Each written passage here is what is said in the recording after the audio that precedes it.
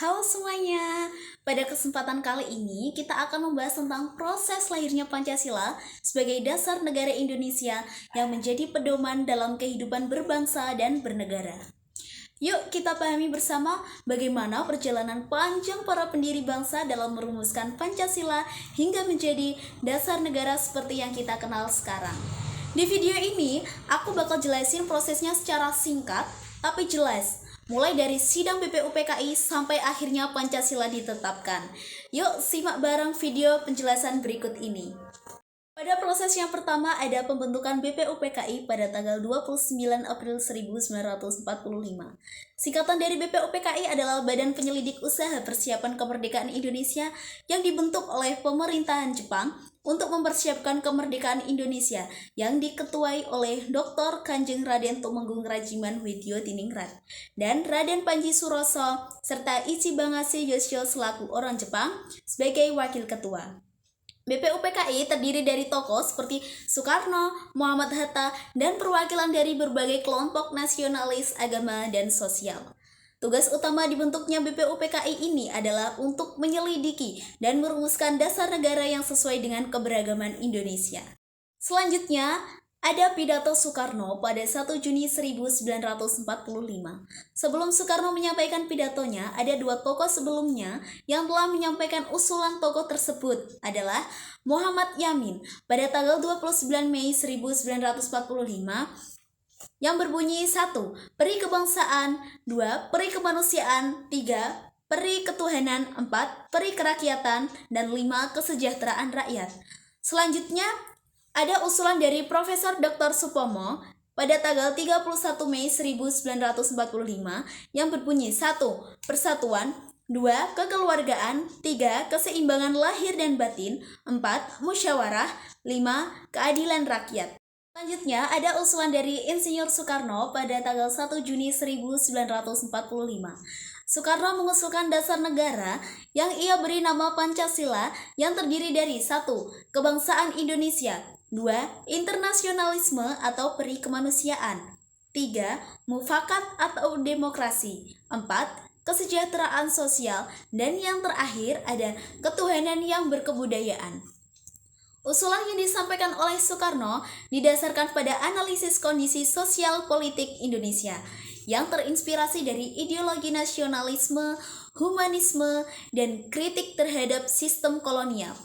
Pidato ini memicu diskusi yang sangat panjang selama beberapa minggu. Proses selanjutnya ada pembahasan dan penyempurnaan dalam BPUPK. Anggota BPUPK membahas usulan Soekarno melalui musyawarah mufakat, mempertimbangkan masukan dari kelompok Islam, nasionalis, dan sosial. Sehingga pada tanggal 22 Juni 1945, mereka menghasilkan Piagam Jakarta atau biasa disebut dengan Jakarta Charter yang merumuskan Pancasila menjadi 5 sila resmi dengan penyesuaian seperti penambahan klausul syariat Islam pada sila pertama untuk kompromi. Proses ini menunjukkan komitmen pada dialog dan konsensus serta menghindari konflik sekretarian di tengah keberagaman bangsa. Selanjutnya adalah penggantian BPUPK oleh PPKI pada tanggal 7 Agustus 1945, di mana pemerintahan Jepang membubarkan BPUPK dan membentuk PPKI atau Panitia Persiapan Kemerdekaan Indonesia yang dipimpin oleh Soekarno dan Hatta untuk mempercepat persiapan kemerdekaan. Proses yang selanjutnya ada proklamasi kemerdekaan pada tanggal 17 Agustus 1945. Pada tanggal 17 Agustus 1945, Soekarno dan Hatta atas nama bangsa Indonesia memproklamasikan kemerdekaan. Namun, Indonesia belum memiliki dasar negara dan konstitusi yang sah. Pada keesokan harinya, pada tanggal 18 Agustus 1945, PPKI mengadakan sidang pertama. Dalam sidang inilah Pancasila disahkan sebagai dasar negara. Sidang PPKI membahas 3 hal penting. Yang pertama, mengesahkan Undang-Undang Dasar 1945, termasuk pembukaan, isi, dan penutup. Yang kedua, memilih presiden dan wakil presiden yaitu Insinyur Soekarno dan Muhammad Hatta. Yang ketiga, membentuk Komite Nasional Indonesia Pusat atau KNIP sebagai lembaga sementara. Proses selanjutnya adalah perubahan dari Piagam Jakarta sebelum disahkan. Dasar negara berasal dari Piagam Jakarta pada tanggal 22 Juni 1945 yang memuat rumusan sila pertama yaitu ketuhanan dengan kewajiban menjalankan syariat Islam bagi pemeluk-pemeluknya. Namun, demi menjaga persatuan dan kesatuan bangsa, terutama agar wilayah Indonesia bagian timur mau bergabung, maka para tokoh nasional sepakat mengubah sila pertama menjadi ketuhanan yang Maha Esa. Perubahan ini diusulkan oleh Muhammad Hatta setelah berdiskusi dengan para tokoh Islam seperti Ki Bagus Hadikusumo dan Teuku Hasan. Setelah melalui proses yang begitu panjang, Pancasila disahkan setelah perubahan tersebut. PPKI secara resmi menetapkan pembukaan Undang-Undang Dasar 1945 yang di dalamnya tercantum 5 sila Pancasila sebagai dasar negara Republik Indonesia.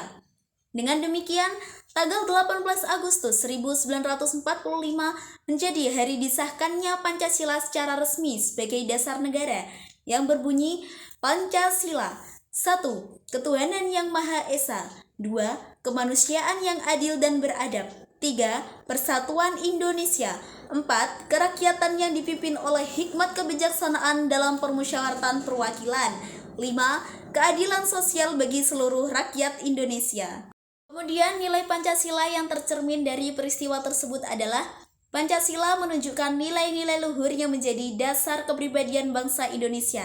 Antara lain, 1. Nilai ketuhanan yang terlihat dari semangat para pendiri bangsa yang menempatkan nilai ketuhanan di posisi paling utama, yang menunjukkan bahwa bangsa Indonesia menjunjung tinggi keimanan dan toleransi antar umat beragama. Yang kedua, nilai kemanusiaan, yaitu para tokoh bangsa berdiskusi dengan saling menghormati dan saling menghargai perbedaan pendapat. Hal ini mencerminkan semangat kemanusiaan yang adil dan beradab. Yang ketiga, nilai persatuan.